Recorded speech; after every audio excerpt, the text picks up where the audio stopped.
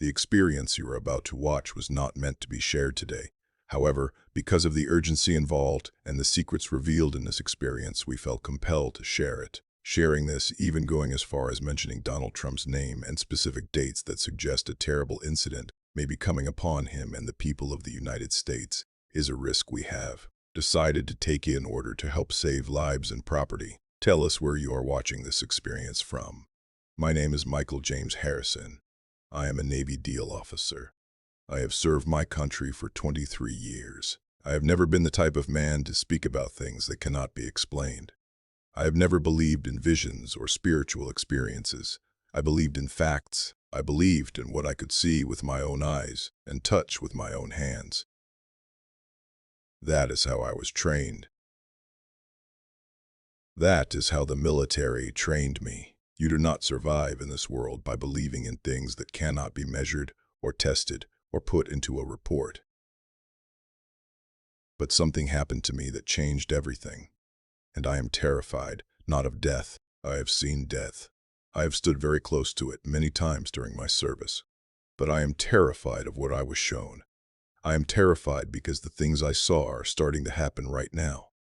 Today, tomorrow, this week. And I do not know how to stop it. I did not want to write this. I want to be very clear about that. For 6 days I had been fighting the urge to speak these words. I have been telling myself that it was a dream, that it was a medication reaction, that it was stress or a breakdown or anything other than what my mind and my spirit know to be true. But I cannot keep silent anymore. The signs are too clear. The dates are matching. The events I was shown are appearing in the news, one by one, like a schedule that someone else has already written. And I realized something this morning as I sat in the dark with my cold coffee. If I stay silent, then I am part of the problem. I am allowing something evil to move forward without warning the people. And I could not live with that. I need to tell you something else first. What I am about to share with you is classified material. It was classified when it happened to me inside the hospital. The incident report was filed as a medical emergency, nothing more. The Navy doctors who were present have signed non-disclosure agreements. But those agreements do not matter anymore. Not when the nation is on the edge. Not when people need to know the truth. I am a military man.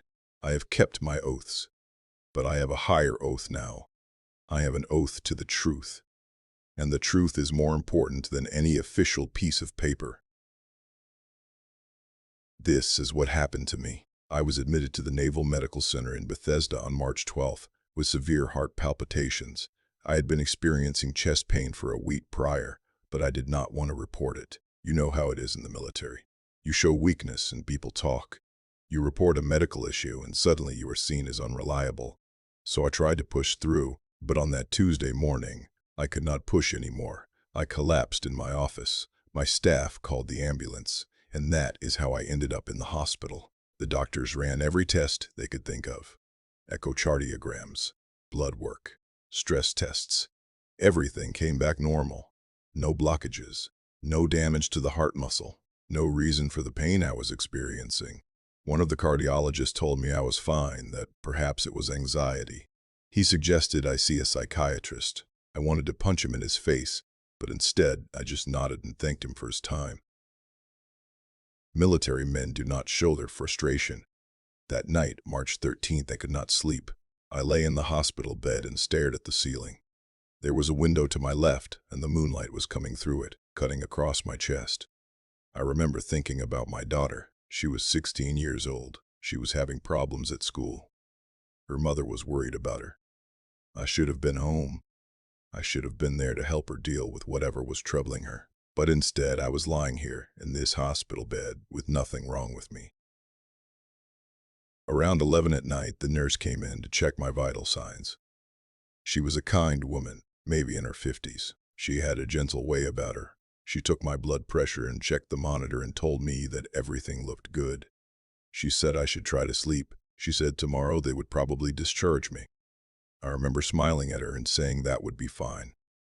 I remember her leaving the room and closing the door quietly behind her. And then something happened. It was not sudden. It was not like in the movies where everything goes black and then you wake up somewhere else. It was gradual. It was like my consciousness was slowly becoming aware of something separate from my body. I was lying there. My eyes were open. I could see the ceiling tiles and the fluorescent light above me, but at the same time I was becoming aware of another space, another presence. I tried to move my fingers. They would not respond. I tried to open my mouth and speak. Nothing happened. I was not in pain. There was no fear yet. There was just a strange awareness that something was changing. Something was separating. And then I felt it. It was like being pulled, not harshly, not like something was dragging me away from my body. It was gentle. It was like I was being invited somewhere. My consciousness seemed to float upward, and I could suddenly see the room from above. I could see myself lying on the bed. I could see my body very clearly. My chest was still and pale in the moonlight. My face looked asleep. But I was not asleep. I was up here, looking down at myself. I should have been frightened. I should have started screaming mentally. I should have felt panic. But I did not feel any of those things. I felt calm. I felt curious. It was like being in a lucid dream, where you know you are dreaming, but the dream feels more real than waking life. I could move here. I could float. I could turn and see different parts of the room, and nothing hurt. Nothing was wrong. And then I heard a sound. It was not a sound you hear with your ears. It was a sound you hear with something deeper than that. It was a sound that came from everywhere and nowhere at the same time. It was a terrible, grinding sound, like machinery, like something massive moving beneath the surface of the world. And in that moment, the calm feeling left me. Something was wrong. I knew it with absolute certainty. Something very wrong was happening. I moved toward the window. I do not know how. I just wanted to see outside, and I was there, looking out at the night. Bethesda at night is quiet, peaceful. Rows of buildings lit by streetlights, parks and trees and roads going in every direction. But what I saw was not Bethesda. It was the same place, but it was not the same. The buildings were still there, but they looked different. Some of them were damaged. Some had fires burning inside them. People were moving in the streets, but they were moving in strange patterns. Not like normal people, not like people who were going somewhere with purpose. They were moving like they were being controlled, like puppets on invisible strings. And I felt that sensation again, that grinding sound, but this time it was louder, closer. And I felt something else. I felt a presence, not a human presence, something vast and terrible and hungry. It was all around me. It was in the buildings. It was in the streets. It was in the people who were moving below like insects.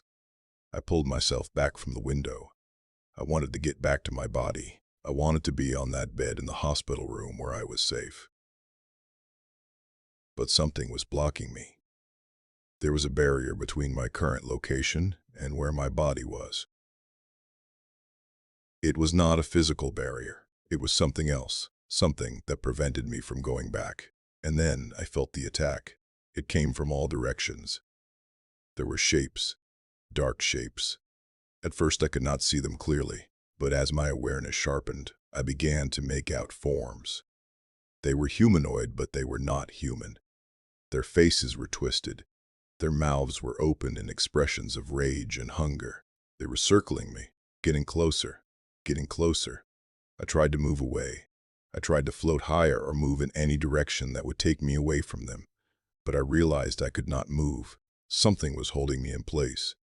It was like being paralyzed. I was trapped, and these things were closing in, and I could feel their intentions. I could feel their desire to hurt me, to torment me, to destroy me.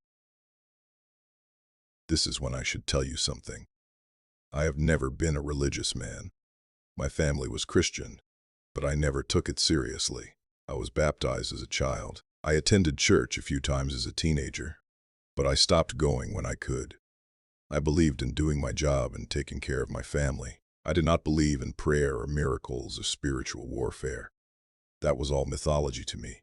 Good stories, nothing more. But in that moment, with those things closing in on me, I understood that I was wrong. I did the only thing I knew to do. I asked for help. I do not know to whom I was asking. I did not think about it. I did not debate whether God was real or whether prayer actually worked. I just opened what felt like my mind, or my soul, or whatever part of me was conscious in that place, and I called out. I remember thinking the words, "Please, please help me. God, if you can hear me, anyone, please help me." And there was light. It was not the light of the sun or the light of any lamp. It was light that came from another source. It was light that was alive. It was light that was conscious and aware and powerful beyond anything I had ever felt. And it came from somewhere beyond where those dark shapes were. It came from outside of that terrible realm that had surrounded me. The moment that light appeared, the dark shapes fled. They did not attack it. They did not try to fight it. They recognized it, and they were afraid. They retreated, sliding back into the shadows and the darkness from which they had come. And the light moved toward me. I could not look directly at it. The brightness was too intense. But I could see a form within the light. A figure. A being. It looked like a man, but it was not a man. It was something far more than that. It was wearing what I can only describe as ancient clothing. There was armor. There was a long garment underneath. And in the figure's hand was a sword that glowed with the same light that was coming from his body. I did not need to ask who this was. I knew. Somehow I knew. This was an angel. This was a warrior of God, sent to protect me from the things that were trying to destroy me. The being looked at me. I could not see his face clearly, but I felt his gaze. It was not unkind. It was measured. It was assessing me. And then he told me something.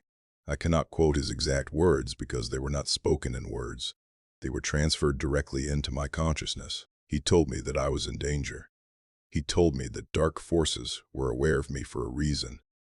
He told me that there were things I needed to see, and that I needed to survive to share them. And he told me that I was going to be shown the future. Then he held out his hand.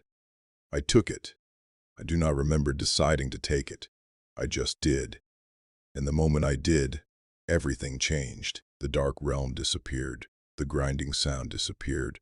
The fear and the sensation of being trapped disappeared.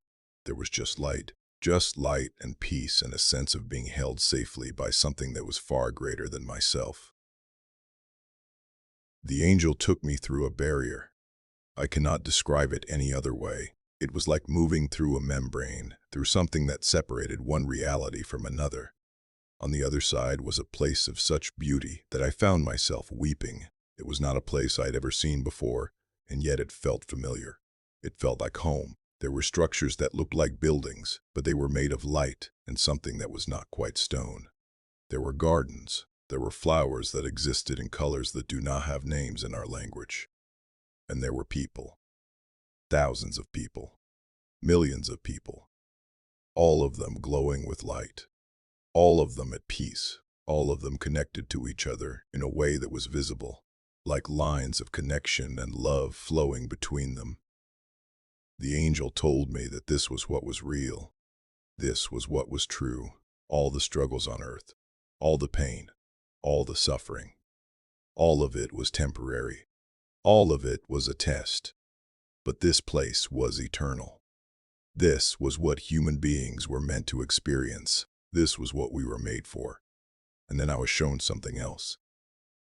There was a room, and in that room was a model of Earth.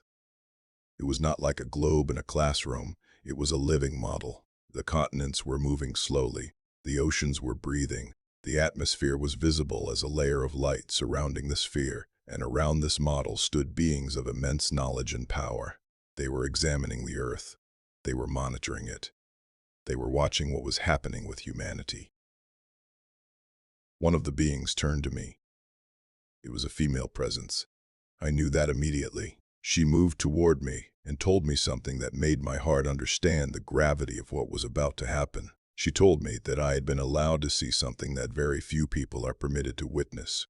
She told me that the Earth was approaching a critical moment. She told me that humanity had choices to make, and those choices would determine the future of the species. She told me that I was being shown what those choices would lead to if humanity continued on the path it was currently walking. I wanted to ask questions. I wanted to understand why I had been chosen. Why me, a Navy officer who did not even believe in God? But the being seemed to know my thoughts before I could form them. She told me that my unbelief was not the point. The point was that I could be trusted to deliver a message. The point was that I had lived a life of service and duty, and those qualities would make me credible when I spoke these words to the world. And then she gave me access.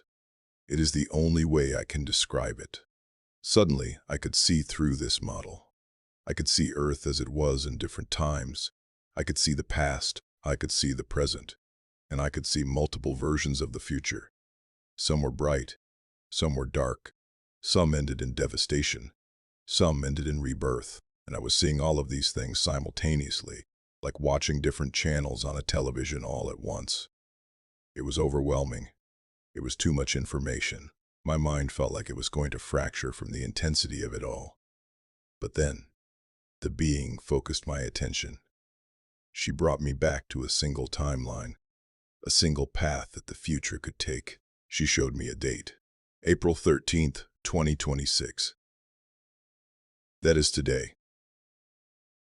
That is today, as I sit here writing this.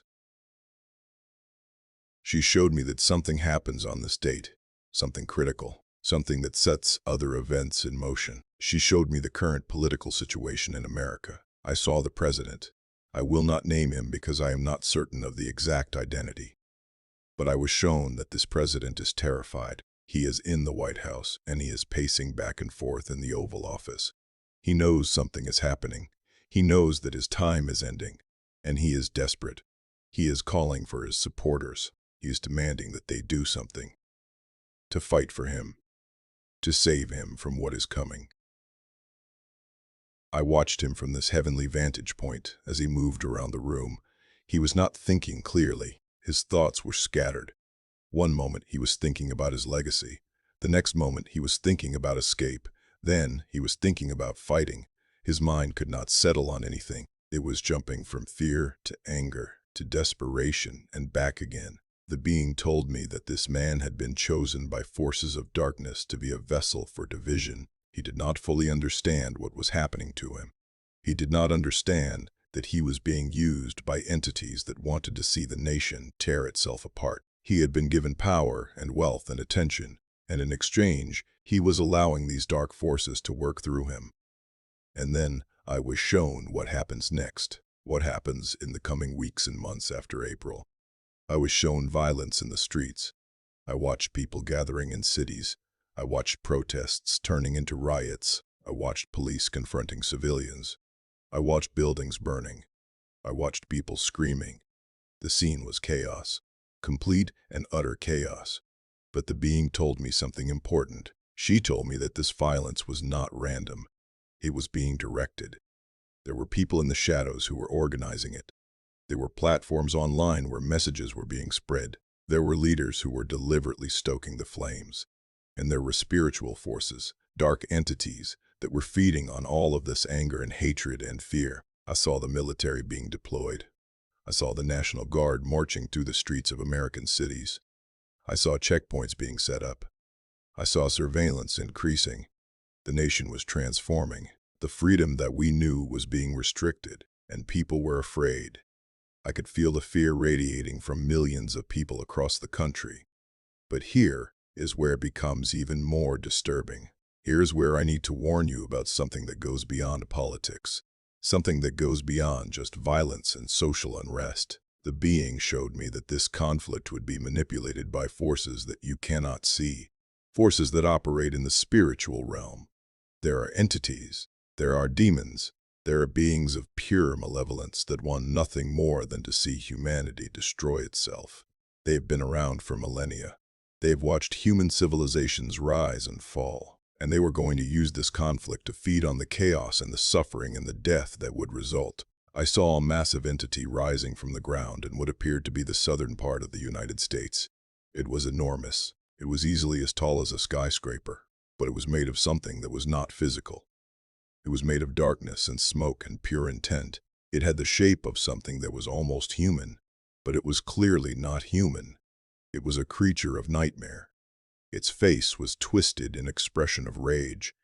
Its eyes were empty pits of darkness. Its mouth was open in a laugh that echoed across dimensions. This entity was feeding on all the anger and hatred and violence that humans were pouring into the conflict. Every argument, every violent act, every person killed, every family torn apart.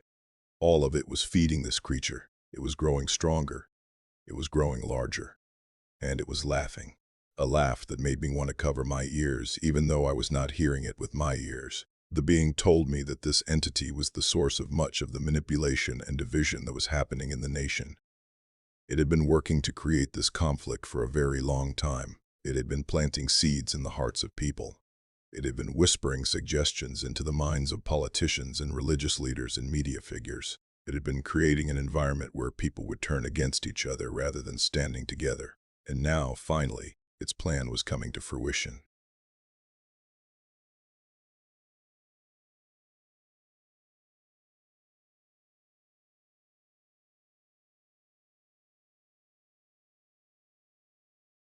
Tabil is powerful, it was hungry, and it was almost ready to make its final move.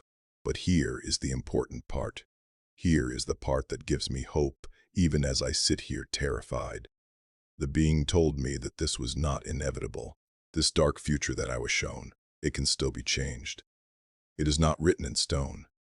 Humanity still has the power to choose a different path. But the window of choice is closing, and it is closing right now. I was then shown other visions. I was shown President Kennedy being assassinated. This was strange because I was watching it happen, even though it had already happened over 50 years ago. I understood in that moment that time is different in that realm. Past, present, and future are all accessible simultaneously. And I was shown President Kennedy's death not as a tragedy in the way that the world saw it, but as a moment that had already been decided by the being of power that I was speaking with. Events were set in motion centuries ago that would lead to this moment in time when the nation would be tested. Then the vision shifted again. I was shown what happens as the conflict escalates. I was shown military operations. I was shown fighting that spreads across multiple states. I was shown the Mississippi River becoming a line of demarcation. I was shown armies mobilizing from the west, moving eastward across the country. I was shown organized groups of people, some wearing uniforms, some not, moving through communities and establishing control. I saw combat happening in the streets. I saw civilians hiding in their homes, not knowing whether it would be soldiers or insurgents who would come through their doors next. I saw families separated. I saw children crying. I saw the infrastructure of society breaking down. Power was unreliable. Communications were disrupted. Transportation was restricted. And in the midst of all this, I was shown the building. This was important. The being showed me this multiple times so that I would remember it clearly. It was a large building, possibly a government building. It was made of stone. It was fortified. It looked like it could withstand an attack. And around this building I saw fighting, intense fighting. There were people moving through the shadows around the building, armed, angry, determined. There was gunfire. There was shouting. And there was death. People were dying around this building. They were dying because they had believed lies. They had been told that the people in that building were responsible for all their problems. They had been told that if they could just capture that building, everything would be fixed. The military arrived. Armed soldiers came in and began to engage with the fighters outside the building. The fighting became more intense. I watched as casualties mounted, on both sides, and then I saw the military enter the building. I saw them clearing it, room by room, and I saw people inside the building being killed. And then it happened. The moment that the killing stopped inside that building, something emerged. I will never forget what I saw. A dark shape, a presence. It rose up from the building like smoke, but it was not smoke. It was solid. It was real. And it was terrible. This entity, this demon, had been feeding on all of the violence and death and suffering around that building. And now it was leaving. It was rising into the air. It was laughing. And as it rose, it left behind something. It left behind confusion. It left behind people asking themselves, why did we just do this? Why did we kill these people? What were we fighting for? The people who had been so convinced of their righteousness, who had been so certain that they were doing the right thing, they suddenly understood that they had been deceived. They had been manipulated. They had been used as tools for evil. And the realization of that broke them. I saw a young man, maybe in his 20s, sitting on the ground in front of the destroyed building. He was crying, real, deep, gut-wrenching sobs. And in his mind, I could hear his thoughts.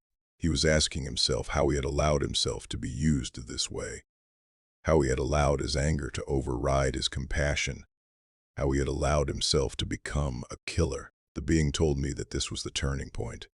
This was the moment when the darkness would recede. This was the moment when humanity would begin to wake up to what had happened. But the damage would be done. Thousands would be dead. Millions would be traumatized. And the nation would be forever changed. But there was still hope. I was shown that after the darkness receded, there was a period of rebuilding. I was shown communities coming together to help each other. I was shown people choosing to bridge the divides that had been created. I was shown new leaders emerging, leaders who were not tainted by the old systems of power and corruption. I was shown a reorientation of values happening across the nation. I was shown that renewable energy became the focus of the economy. I was shown solar panels on houses and buildings. I was shown electric vehicles becoming the norm. I was shown people understanding that they were interconnected with nature and with each other. I was shown agriculture becoming localized, with communities growing much of their own food. But I was also shown something more disturbing. After the period of rebuilding, after it seemed like things were getting better, I was shown another threat emerging. This threat came from outside of America. This threat came from other nations, and this threat would lead to the use of nuclear weapons. I was shown an enormous explosion. It appeared to happen somewhere in the western part of the United States. It could have been Yellowstone. It could have been something else, but the explosion was unbelievably massive. The mushroom cloud rose into the sky and spread a wave of destruction across the entire continent. I felt the heat of it. I felt the force of it. I watched as everything in a massive radius was destroyed. I watched people dying, not in an abstract way. I watched them. I saw families and homes that were instantly incinerated. I saw cities that were wiped away as if they had never existed. I saw forests that were burned to ash. I saw the ecosystem being destroyed in a way that seemed permanent. The wave of radiation spread outward. I watched people outside of the immediate blast zone developing radiation sickness. I watched the sky becoming dark from the dust and ash. I watched the temperature dropping. I watched as nuclear winter began to take hold. And then the being told me that I did not need to see more. I did not need to watch the slow death of humanity from starvation and disease and radiation poisoning. I did not need to witness the complete collapse of civilization. She had shown me enough, but then she told me something else. She told me to look again. She told me to look beyond the devastation, and I did. I was shown the aftermath. I was shown the Earth after the nuclear exchange had ended. And I saw that life was still possible. Life was still there. Nature was not dead. It was wounded, but it was not dead. I was shown the Earth healing, slowly, over many years. The forests were regrowing. New plants were emerging. Animals were returning. The Earth was recovering. And I was shown a small group of human beings who had survived.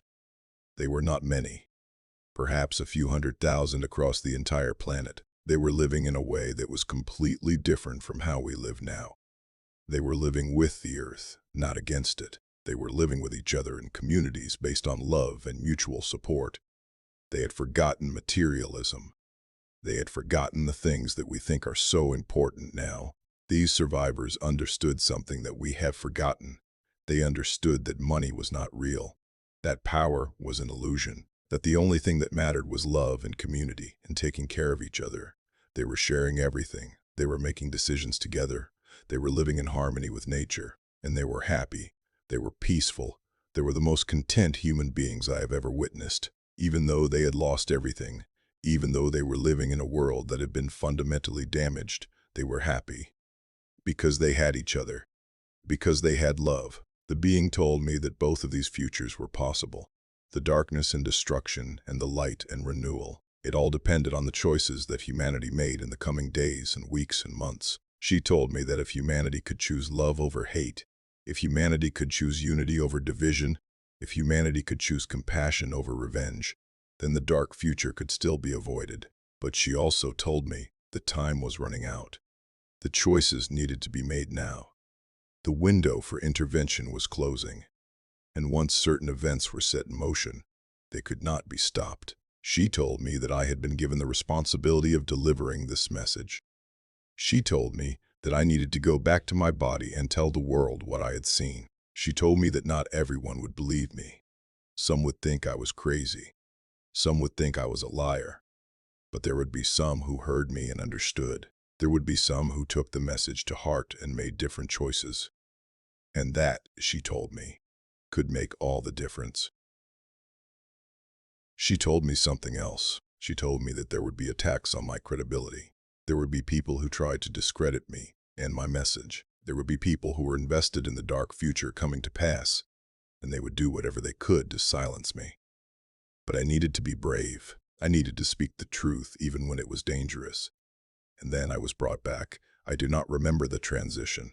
I do not remember moving from that place back to the hospital room. But suddenly I was there, and I was gasping for breath, and my heart was racing, and I was alive. The monitor next to my bed was beeping frantically. A nurse rushed in. She looked frightened. She called for the doctor. The heart monitor showed something irregular. Not a normal heartbeat. Something that should not have been possible. The doctor came in. He looked at the monitor. He looked at me. He asked me what had happened. I tried to speak, but I could not form the words. How do you tell someone what I had just experienced? How do you put that into language that a doctor would understand? I tried to explain. I told them that I had seen something. I told them that I had left my body. The doctor looked at me the way that doctors look at patients who are having psychological episodes. He ordered a neurological exam. He ordered psychiatric consultation, but all the tests came back normal. My brain was functioning normally. There was no evidence of stroke or seizure or anything else that might explain what had happened. The medical team decided to keep me for observation. They wanted to run more tests. They wanted to keep me connected to the monitor. I did not argue. I was still trembling. I was still trying to process what I had witnessed. I was still trying to make sense of the vision that had been given to me. Over the next few days, the tests came back normal again. There was no physical explanation for what had happened. The irregular heartbeat was gone. My heart was beating normally. The doctors were confused. One of them suggested that it had been a panic attack.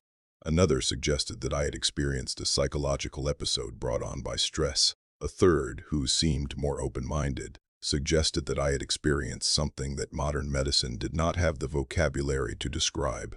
I was discharged on March 16th with instructions to see a therapist and to avoid stress. I came home to my wife. I held my daughter. I tried to act like everything was normal. I tried to go about my life. But I could not. Every news report about the political situation felt like confirmation of what I had been shown. Every act of violence felt like the dark entity was feeding. Every moment felt like we were running out of time. I've now had 6 days to think about this. 6 days to try to understand why I was chosen to receive this message. 6 days to wrestle with the decision of whether to speak publicly or to keep silent, and I have come to the conclusion that I must speak. I must warn people, not because I am a prophet or because I believe I have some special calling, but because I was given information that could help people understand what is happening, and it would be wrong of me to keep that information hidden. The being told me in that realm that the choice was ours. The future was not fixed. We could still choose differently. We could still choose a different path. But we had to act now. We had to speak up. We had to choose love over hate. We had to choose unity over division. What I am asking you to do is very simple. I am asking you to choose love over hate. I am asking you to choose unity over division. I am asking you to see the people who disagree with you as fellow human beings, not as enemies. I am asking you to recognize that there are forces in this world that benefit from our conflict, and we must not give them what they want. I am also asking you to pray. If you believe in God, pray. Pray for protection. Pray for wisdom. Pray for the nation. Pray that we choose the path of light rather than the path of darkness. Pray that humanity wakes up before it is too late. And I am asking you to listen to me when I tell you that the next few weeks are critical. The decisions made in the coming days will echo through decades. The choices we make now will determine whether we move toward unity or whether we descend further into chaos. The decisions that we make in April will set the course for the rest of the year, and the course that we set in this year will determine the future of our nation for decades to come. I do not know if anyone will believe me. I do not know if this testimony will change anything, but I had to try. I had to warn you. Because if I stayed silent and everything I saw comes to pass, then I would have failed in the responsibility that was given to me in that heavenly place. The date is April 13th, 2026. Today, right now, and somewhere in this world, decisions are being made that will shape the future. Decisions are being made that will affect millions of lives. Decisions are being made that will either move us toward light or toward darkness. I pray that those decisions are made with wisdom and compassion rather than with anger and fear. I pray that people hear this message and understand the urgency of it. I pray that humanity chooses love. I pray that we choose each other instead of choosing division. That is what I was shown. That is what I felt. And that is what I needed to tell you. The time for silence is over. The time for action is now.